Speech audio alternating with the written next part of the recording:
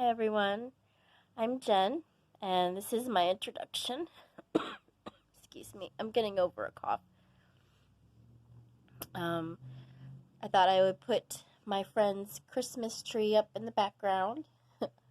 You can see the angel on top there.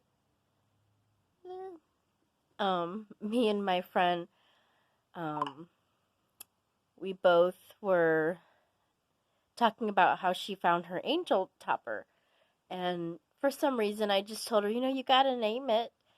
And she said, well, what should we name it? And I just thought for a minute, and the name Gloria came to mind. And so I said, Gloria. And she said, that's what I thought I was going to name her. And so I was like, okay, her name's Gloria. So I think God had a hand in that. Maybe we do have a Gloria angel hanging around here. But anyway, so I guess I'll go back. When I first made a commitment to receive Christ, I was probably about 10. My friend Mary, the one I'm staying with right now, I met her in elementary school, and I saw her, and something just told me I had to be friends with her. She just looked so, just so nice, and she was just a pretty girl, and I was just drawn that I just had to be her friend. And so we became like best friends, and we would meet each other outside for recess all the time. Excuse me. Um, and her dad was a pastor of a Baptist church. It was very strict. Um, and but I started going to church with her, and I realized that I always believed in God. I always believed in Jesus and what he did on the cross, but until I heard the salvation invitation at church, I didn't know that you had to make a commitment to be saved. Excuse me. So when I heard that, I thought, oh yeah, I believe that. I want to make a commitment and get saved. But the pastor, he was already praying with someone up at the altar. So I was just kind of like shifting back and forth in my pew, not knowing what to do. And so a lady from the congregation noticed, and so she came up and prayed with me.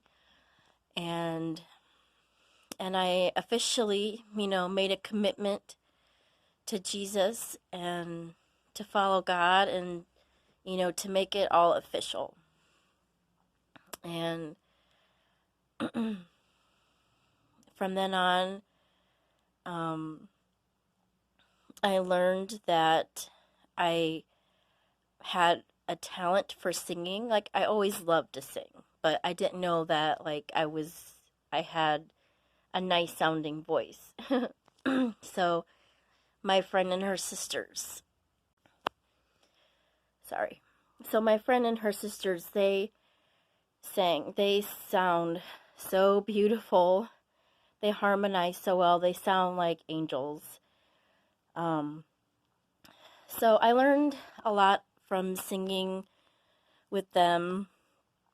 But I just learned my love to sing, and especially to sing to God and to just share his messages of hope and the gospel, and it just really grew there during my childhood.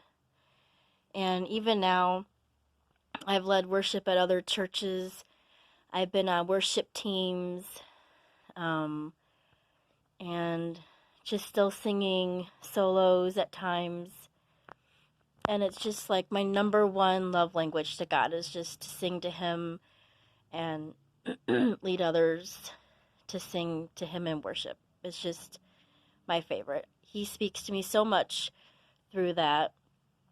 And he just speaks to me so much through just listening to worship music and just being in his presence. So, so I attended that church for many years, until I moved out of the area after I finished school. And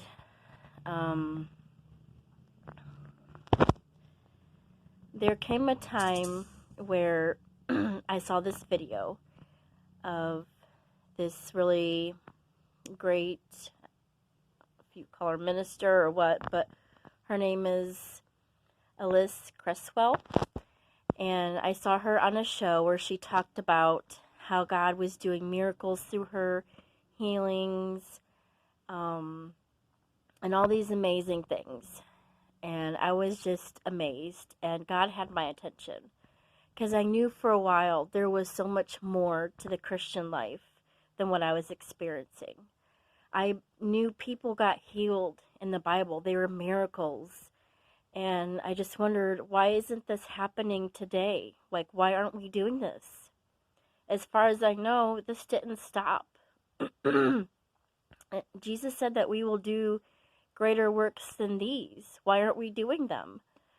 And I just made that decision that I'm going to step into the person that God has called me to be, who he created me to be, who Jesus went through so much pain and torment and sacrifice and died for us to be. And so I started on a journey to learn more about my gifting. Some things that I was experiencing scared me because I didn't understand the gifts God gave me, like some of the prophetic gifting and seeing in the spirit and discerning of spirits. I didn't understand that, and it was scary at times. But I came across Wilton Academy, the same Wilton Academy Julie attended. We were attending that school together online. That's how I met her. And God just opened my eyes, and I really learned about my giftings and how to use them. And it just drew me closer to God in so many ways. I could just connect with him on a whole nother level and so much more. So that was a big piece of growth in my journey.